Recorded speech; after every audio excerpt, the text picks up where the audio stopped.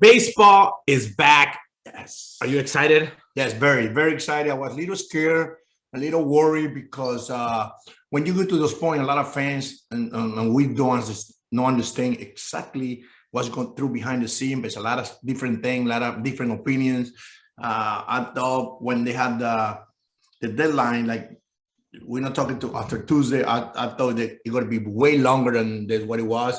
The great thing about it, they continue to talk without have a time let's just go and talk, and thank God they did it right away, and every little thing, every detail went out right away, and they're going to play 162 games. It's nothing better than that. So 162 games, double headers are still going to be 9 innings. They don't know yet. They don't know yet. Today, again, no, I'm sorry. Double headers yet. They go to men on second. Well, you love that rule. I love it. Well, you're a broadcasting. Yes, I love it. But I'm saying as a manager, would you love the runner on second base? I want you to explain what you talked about the other day about the bullpen situation of why you think it's a good rule to save your roster. It's a great rule for baseball just because, first of all, they talk about how long the games are. Second of all, when you go to the extra innings and something go wrong and you go more than 11, 12 innings, now you're ruining your bullpen for the rest of the week. And you got 2 teams gone for 2 weeks because they got to bring kids up. They might have to send somebody down to start a game in a 4-day spot. There's so many crazy thinking happening out there. Maybe you just stand the guy too long, you leave them. The guys can be 2 innings. All of a sudden you say, wow, you know what? Just go 4. Yeah. And all of a sudden you might ruin this kid's career to try to save the team and the bullpen. And I love the rules. I love the rules very. By the way, I just saw stats a couple of days ago. It say 15. Yes, I did, because I like the rule when they say they're going to take it away. Like, oh no. They say they only got 1 game last year after the 15 innings. 1 game. Because even with the rule, which is awesome. Yeah. So my only change would be I would love them to do the runner on second, 11th inning. I think I would like to have 1 extra inning, maybe 2 of just regular baseball. Well, they can play around. I'm saying not make it like right away like the 10th inning. I'm saying like make it like the 11th inning. Oh, I was me working on TV. I say in the 7th inning, let's go. I just want to put that. So you know what? I was against that. I know that. Yeah, you know that. I was against that. I'm old school baseball, but all of a sudden, this rules is that one, and the one you check the replay. I like it because it saves. I like the rule because when you're talking about the safety of a player, everyone thinks about collisions and whatnot. When any team plays extra inning games, both teams, their arms, when you look at the stats, it takes them about 2 weeks to bounce back. Oh, at least at 100%, and that's just the pitching. That's not talking about players. Players or anybody else. I remember we played Sunday, right in the middle of the summer. In Kansas City, it's 102 degrees, but in the field, it was artificial grass. It was 140. I see Guillens 0 for 4 like every day was. I mean, a normal day for me. 0 for 4. Come to one of the greatest pitchers. I can remember Leonard, I think it was. Tie the game in the 9th. They got to hit, then scoring run. Now we play like 17 innings. Because you got the hit. Because the stupid ass Guillens tied the game up, and I was blame myself. Like after that, I was another 0 for 3. But in 9, and I just sitting in the box like, and we win. And I sitting in the box like, my God, why me? Why I know we're ground ball to second base? What you usually do. So if you're checking out, obviously the merchandise in the 13 hat, the Guillens World app, you can check it out at NyynewsTV. Our merchandise for the Guillens World show. It's pretty cool though. I just saw a couple. They're very nice. Before we jump into like kind of some hot stove and things that are happening around the league, our condolences go to a friend, a guy that Ozzy played when this person was a rookie, a great pitcher, Dallas Perez. Oh, wow. A very young player when he was with you guys on the Braves, yes. But we've always kept in touch. I had some wonderful times with Dallas Perez off the field when his years were, Kansas City, then the Dodgers, and I always kept in touch with him. Awesome guy. Great dude. Great dude. Gone too early. And again, it makes you think that obviously the world is fragile and the world of baseball lost someone. You obviously saw the post and whatnot, but unfortunately, a young guy. We talked about Gerald a couple of weeks ago, and then this one was random. Like it was an accident from what we've been told. But a a lost life at a young age. It's funny because now we lost this thing. I tried to find out what it was. They say that thing that he was in stairs and they fall down. That's what I hear. Also, the kid from played first base for the New York Mets. New York Mets, yeah. Alonso, what's he got? Alonso had a huge car accident. That's why you look at. I just reading about it this morning. He was very talking about it. He said his car flipped 3 times. No, 3 times, and he's lucky to be back. Yeah. You know what? Unfortunately, you got all this try. You can wait to get spring training, and this thing happened. He's lucky. Thank God it's okay. Well, it's how fragile the world is, and again, we're talking about after you're done with the game of baseball. But that puts us to the next topic when we're going to break into it. But it's how fragile your life is. Alonso flips 3 times in the car. He's in spring training. He's able to play. We've seen guys.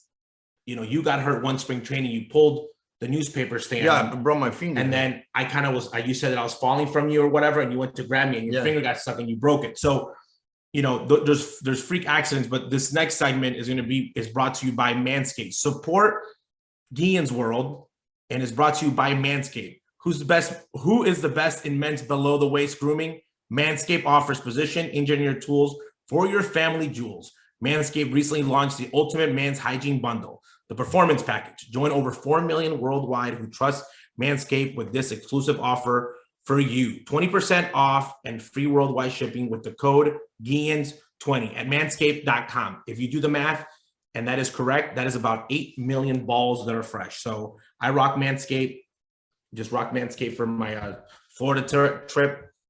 So go get it, Guillens20. I get sad. I'll be very Sarah's happy. Gonna be very happy. So this segment is brought to you by Manscaped. Especially Florida. Hot stove. Okay. Oh yes, hot stove. Yes, so I like that. Before we jump on the trading and everything that's been happening really good in the world of baseball, and Yankee fans, hold on. We will talk about you. White Sox fans, we'll talk about you. Twins fans.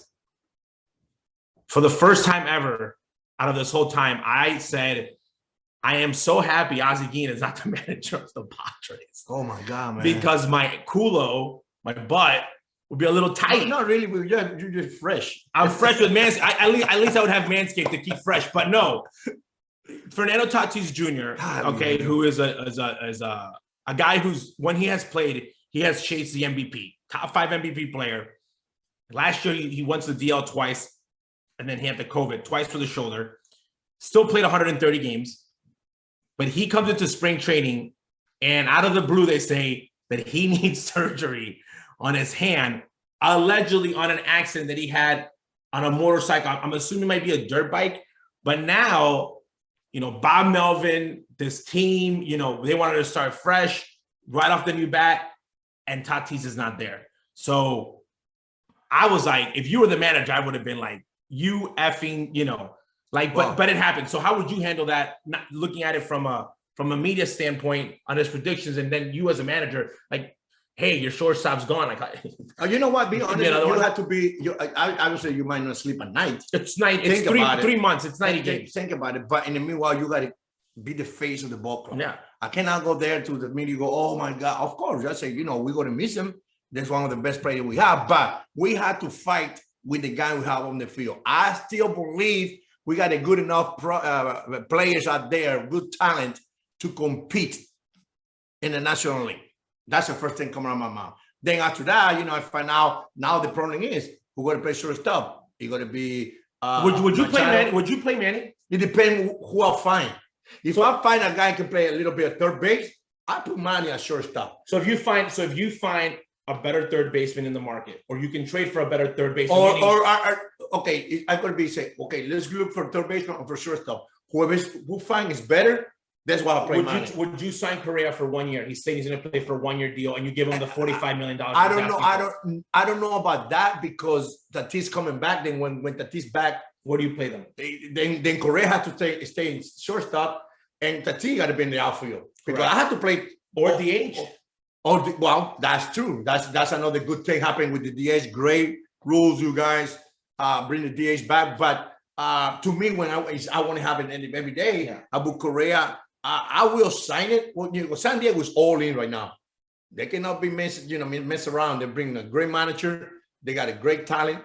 I think they got to do it for 1 year. I say, here, let's go do it for 1 year and hope for the best. And I think it's going to be a good, that's a good thinking about. Well, they got, there's but Adrian Preller comes down. You guys are having the conversation. Do you say as a manager, I need this, or you say, what do you guys' plan? I ask him what you have. What's the be playing? What's the plan? Does that make spring training that much more important because now you're really going to have to see who's going to be the shortstop? Yes, that's the main thing you got to worry about. Your pitching staff and your shortstop. But I cannot go there to the general manager and say, "Hey, Correa is available." Yeah, I'm like, what? No, that's not your job. I go, well, we know that, but it's not a manager's job. Well, only I seen it with Tony La Russa. By the way, Tony said it. So I'm going to talk about when I talk about the White Sox what he said with that. But he's a Hall of Famer. You can get away with it. No, but the fact that everyone's panicking, okay, because it happened in the way that it happened. But he could have gotten hurt walking down the stairs, tripped. He's gotten hurt playing, so he could have gotten hurt in spring training. Okay, so the fact that you always have to prepare yourself with plan A, B, C, and D. Yes. As a manager, I think it's something that's coming up to the light because you can't always say, this is my lineup, and if I don't have this lineup, it don't matter, because that takes me to Tony's comment. It's not gonna happen, Ozzy. So because you always gonna have a lot of people, oh, we need 25 players. No, we need 35. I hope you need 35. I hope so. That's it, because you not have that many guys. So we were gonna break the numbers of what it took you to win in 05.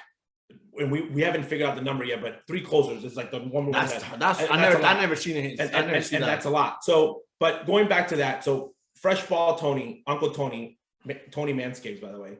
So manscaped like Tony. Guillens, wow. Tony definitely manscapes. Tony made a comment that to the fan, the average fan, and obviously the media in Chicago, because they didn't want to report on it. They lead us off. Well, I'm saying, no, they didn't report on it. Tony made the comment and said, this team is good enough to win the division, which he is correct. The White Sox will win the division, even with all the moves that all the teams are making. They should win the division by 10 games. Last year, I win a bet. You want to bet 10 games. But even with everybody getting better, and that's going to be, we'll talk about it a little bit later, but even with everybody getting better in the division, I still think the White Sox should win 90-plus games, even with this staff that's unknown. Well, you know what? You see the way, I always say, if you pitching staff, the starting rotation, don't go to the distance they should go. You will have problem late in the season because you. No, but I'm saying that. But even later in the season, but you should. I think the offense, even when their team offense, they'll score 9 runs. By the way, offense and the bullpen. That's what I'm saying. Though. So I'm saying even if the starters are really bad, those guys they're still able to come back from a down 5 runs in the 4th inning. But that can happen twice a week. But I'm saying, though, do you see them losing the division? Oh, they lose the division. Jerry Rice, we got to get fired. That's what I'm saying, though. So that's what I'm talking about. So Tony's going in saying, even if our pitchers are horrible, we win the division. We win the division. Yes. We need to worry about what happens. You're talking about October. I'm talking about he knows that 162 games. 162 games. He knows that unless something like, the season shut down because of a COVID part 2, the White Sox should win the division. Oh, it's no doubt about it. That's why people are like about the. I know a couple of teams got better. Minnesota got better. Detroit Tigers got better. I don't think they got better. By the way, better enough. If the White Sox lose the division, and I'm talking about they don't have to be the best record. Jerry had to be fine. I'm just saying though, if the White Sox lose the division, I do not see. And again, in life, there's anything is possible. I do not see how this team loses the division, even with the pitchers not being good. Just them being below average, I still think that they win 85-plus games. It's no doubt about it. That division, their offense is that good. Well, they did it last year with a couple guys. They did it last year with half of the team in correct. DL. And Eloy, correct. So Tony basically said Eloy Pantera was in DL. He says we need more. We need more. And that meant in the playoffs. Yes. And what you usually don't do as a manager. By the way, hold on. I'm 58. I never hear that in baseball when the managers say to the media and to the fans, by the way, we need more players to help us. You've never also seen a guy who's already in the Hall of Fame managing either. Oh, no, that guy. For monitor, like being in the Hall of Fame. No, but I'm saying he's a Hall of Fame player, not a manager. Yeah, well, I'm talking about the Hall of Fame manager has been alive. I'm talking about you're there because you're a manager. Yes, well, you're the greatest living manager alive. No, I think he's the best manager in the game. Ever. Again, Connie Mack. Sorry, you own the team. So Tony says, and then they went and got like 2 hours later. 2 hours later, they got like Kelly, very good guy in the bullpen. So when we talk about the White Sox. And I know a lot of White Sox fans here on the Guillens world. I love the bullpen help. Yes. Because I think there's a lot of guys in the White Sox that are paper tough, And when I mean paper tough, they like to talk a lot. They like to do this. And again, that's a Joe Kelly's a real deal. Like he's been in the big games, a lot of pennant race. He's been in the pennant race. I think he's going to help a lot of the young bullpen arms and how to get ready in the bullpen, because even with Liam Hendriks, those guys, like they've had success, but they haven't been around long enough. No, Kimbrel was there for like a month. Now you got Kimbrel, but now you got veteran guys that can groom that bullpen. Crochet, Bummer. Those kids, they will need help, mentally help. By the way, one problem they have in the bullpen is it wasn't me. I just say, Kimbrel, you are my closer, so you can't be the closer anymore. And I put Hendriks. So you know what I was talking about Hendriks and why he should do it if I was like his boy, of why he should say you the closer? Because you know why? I don't know why. No, because every time Hendriks gets in the mound, okay, and he blows a game, everyone's gonna say, should it be Kimbrel? Yes. If he does it backwards and he says, you take the closing spot, I'll pitch whenever they need me. That means no pressure but here's the part also. But from a winning standpoint, I don't think Kimbrel can pitch in the fifth. No. Hold on. He did it before. I'm just saying, I don't think that he could do it. I think Liam Hendriks. No, he can pitch 5 and 6. He could pitch like 7, 8. I'm saying you're in the pennant race and you get a big inning, so you need to stop 6, 7. Yeah, he can grab the ball and pitch. Yes.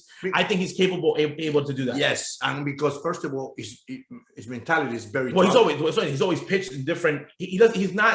He's a closer. I'm saying though, he doesn't have, again, Kimbrel is a Hall of Fame closer. Yes. But it's also a bad thing because he only feels like he can pitch in that inning. Okay. Hendriks is just like, I'll pitch whatever. Well, that's what they had to find out. And I'm being very vocal about it to say Kimbrel should be the closer, at least spring training, and start the season with him to say, you're not. Well, I'm saying, but then Kimbrel blows 4 games and you say, you see, you messed up. That's it. But mental wise, you help both guys. And again, if you have a guy who's closing in a 90 winning team, Kimbrel, and he's leading the league in saves, and you want to move him, you can move him. You can move but him. Now you have 3 guys to be closer. You got 3 guys that can be a closer. Yeah. So that I was happy about that. The Josh the Harrison signing. That's a question mark. They added someone, but there's nobody in the market. But I thought there was a lot of better options, cheaper. I think he's making a lot of money. I thought Larry could play every day. Again, they brought in someone. I know White Sox fans are going to be livid when Tony hits him second. Why? Because he shouldn't be hitting second ever. But that's what I said. Why you got to be hitting second? I'm saying, no, he will hit him second at one point. Well, I hope not. That if you were the manager, hold on. If you were the manager, yes, and I was your son, I'd still be your son. And I would go to the game, and I get in the morning, and I look at Twitter, and you're hitting Harrison on second. You're hitting him second. I said, I would be in disagreement. I said, okay. No, I think you know what? I'm saying I would. I think this lineup. This lineup is too good. 20 seconds. By the way, big argument about who batting first. I say Pantera. He should bat him for Robert. Well, because I think why? Because this kid is a legit player, and I think you put TA down in RBI situation. Correct, but if you go Pantera, TA is not wrong. In no numbers should Josh Harrison be hitting second in this team. He's batting 9th. That's what I'm saying. Though he should be batting 9th and just batting 9th. Every time he's there, I think Larry would be a better second. Batting 9th, of course. That's what I'm saying. He can do a lot of. Okay. Bunt, by the way, put the ball first over. of all, this everybody say, "Oh, that guy, he can run." He used to run, not anymore. Harrison never ran. But I'm saying when you talk about running, Billy Hamilton ran. Yes. And you saw 40 bases. Like Ronald Acuna runs. Like Tim Anderson runs. Like he could run. He doesn't want to. Moncada. Yeah. But Harrison has Roberts. But Roberts can steal bases. I think if you lead off Robert, I think he steals 40 bases. Yes. If you let him go, I think he steals 40. Because nowadays, Ozzy, in my time when I'm manager who play, you somebody say, you lead off. You gotta go. Nowadays, like stay in first, don't move. The batting second, the batting third, the batting fourth. I think that Luis Robert. I think I heard. Think you heard? No. I'm saying I think that he could be Ronald Acuna type of player. I think as a leadoff guy. You know what? I think I'm more. It's my opinion. I don't see Acuna. Well, he might have more tools. I don't see Acuna at all, guys. Just in case, don't make a big mistake. Acuna is a great player, but I think Pantera got more talent. I think tools. I'm not going to say talent because you have to put them together. I think he's got more God-given talent. He's faster. He's stronger. but he's got to put it together. Yes, but I think honestly, he's also. By the way, he's also taller. By the way, guys, Acuña is my favorite player. He's my favorite player. By the way, last 2 years, I already voted him. I already voted him for MVP. But I'm saying taller, stronger. Well, the White Sox making great moves. Even the Vince Velasquez move, the kid from Philadelphia. I like it. Very low risk, very high reward. They're gonna have to have somebody eat innings. So the team's coming along very well. You know what would be a good play for the White Sox? Drake LaRoche, the Latino guy, Drake LaRoche, pitcher, my man Lopez. Oh no! We can have a whole session on Ronaldo Lopez. Fixed his eyes. I think Ronaldo Lopez. I think this guy could be the John Garland. Yes. Of like Garland winning 18 games coming out of nowhere. I think Ronaldo Lopez has great stuff. I know if he does what he was supposed to do because of his pitches, I think that again the White Sox staff, what Cease can do, what Giolito can do. Well, Lopez, again, White Sox fans, if you're mad, and some people wrote to me about Carlos Rodon, and I'm so happy for him. Carlos Rodon, good for him. Good for him because he's a lot of money. That is a huge risk. And the White Sox risked a lot on him, and they brought him back. The reason he gets that contract is because the White Sox signed him back as like, okay, man, come back with us. We need you, but you need us more than we need you. Yeah. And he was able to succeed, and now, I hope he does well. You know what? No, I hope stay healthy. If he stays healthy, he'll win 15 games. He can be one of the best pitchers in the National League with no question. So talking about healthy-wise, so when we talk about Tatis, what worries me going back to him is his father was very injury-prone. Very well. I never see him playing with St. Louis or the Dodgers. No, but he played. But I was with. He was always a lot of injuries. He never got hurt, but he never played like he was able to put 150 games. No. When he played, he was really, really good. Yes. But he always had nagging injuries. Hopefully, and again, your body. And one thing that these guys need to realize is how do you get ready to play 150? Because you need those in order to get those numbers. Unless you're a complete freak. Yeah. We even see Mike Trout. Joe Madden just said, "Mike, I want to move Mike to left." Now they say go reset the field. But I'm saying though, but originally was because to like rest his legs. Yes. Again, he might be able to put better numbers. Those are conversations that you have. Let's talk about the Nueva York Yankees. What a move. So here's the thing. So a lot of people were mad. Pete, everybody in NyynewsTV, they were upset. Why? Because they like big names. I like the third baseman better than the catcher. Sorry. So I think the Twins, so people were arguing from Minnesota. So allegedly they're going to move Gary Sanchez. Yes. They're going to move him to Minnesota's going to move him because they don't think they're in it. But they got an everyday third baseman in Gio. That he can play. I'm worried about, so for the Yankees, I don't know if Falafafa Ian, the kid, going to play shortstop everyday shortstop. That's hard. They hit ground ball. And play New York. I'm saying if they thought Gleyber was an issue, I want to see how good this guy is. Yes. Okay. Again, there's guys that can still go sign. The one that I was like, why are people mad? You got rid of Gary. So for the last 4 years, they've been wanting to get rid of Gary. Yes. Okay. Gary is a special hitter because he hits 40 bombs. Yes. And wherever Gary goes, he's going to hit 40 bombs. But are the Yankees better off with a defensive catcher?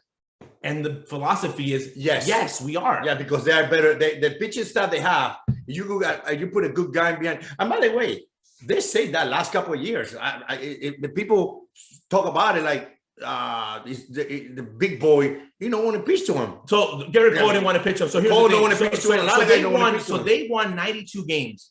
Okay, so people talk about the Yankees like they're like the Mets. They just were eliminated. They had a really good team, but sometimes as a manager, I want you to talk about that. Even if you win games, it's not the right wins. You can't beat the other teams of getting those couple more games because your team can be better. Yes, I think right now you got to get a little bit of defense because the Yankees got a lot of power, a lot of hitting, and they stay healthy. It could be a lot of power. Just those two big boys, especially my boy Giancarlo, danger man.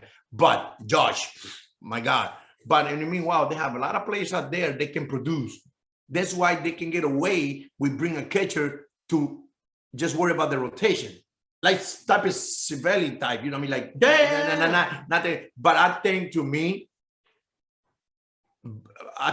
the trade was fine for both sides. Yeah. I worry about Donaldson. He got a lot of issues. This is my last couple of years being hurt. Donaldson played 120 something game. He has a lot of pop. Okay. I think the Yankees have had issues with a lot of injuries.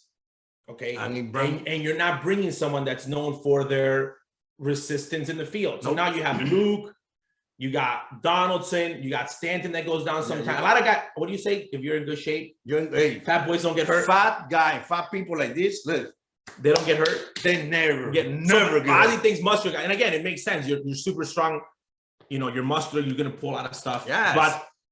But the Yankees are, the Donaldson thing is like, number one, is he gonna stay healthy? That's if he stays healthy, he produces. He will be okay in that ball club. And will he be able to play nice with everybody else in the clubhouse? Well, you know, but for some reason, you are thinking like you're a tough guy. You are like this because I know a couple of guys. I know what to say name here playing with me. Then other songs seen it with the Yankees. They just like, correct. You know, like, oh, I'm sorry, I play with you. I'll play with well, I think it's also a big difference of when he gets into the clubhouse in Minnesota, for example. It's a bunch of kids. It's not only a bunch of kids. Like, honestly, did they really think they're going to go for the World Series? No. You get to New York, and even before you get to the stadium, that first day, you're going to Tampa. I'm saying, no, you know already. Like everybody's texting. We're playing for New York. You're playing for the. And I learned that as a kid when you got traded to the Braves. Yes. Of like the level of intensity. Like Bobby Cox used to send, if you didn't know the signs, you go to AAA. No, by the way, no. Like you go spring training. They don't have a camp. It's spring training, just like go ahead, guy, and hit and believe. If you don't know how to play the game, like you run down, cut off man. Minor league baseball. You go to instructional league. We're not here to teach how you to play. We here to get you ready. So the level of expectation was like they basically set the bar higher. Yes. They weren't like, oh, our third baseman's not good at bunt plays. They're like, get out of camp, go work bunts. We'll work out with the minor league kids. So they literally were not there to babysit you. And I think when you're a winning team, when you have to be at that level, you have to say, hey. Some guy, it can take it to the next level. Some guy share their pants. Oh, correct. And I don't think Donaldson's going to crap himself. I think that he's going to rise. I'm not a big fan of Alex Rodriguez, but I tip my hat to that man because when he was playing for Seattle, whatever in Texas, nobody, you know, Ale, boo. But when he played for New York, but he had the issues about that same trip. Alex was playing for Baltimore. Nobody would have known him. Boo. But he was for the Yankees, and all the issue he have, and he's still, I think he's still be that good. By the way, and that's why I think when we talk about that, what Barry, I think he had it hard, but it was San Francisco. Yeah. Had Barry played for like Boston, New York, Philadelphia, like teams in the East Coast, I think it would have been like more. Yeah, of course. If you play either way, Yankee, Boston, you got to hear from both sides. You play for Boston, you got to hear. So again, we're looking at the Mets. They're obviously going in.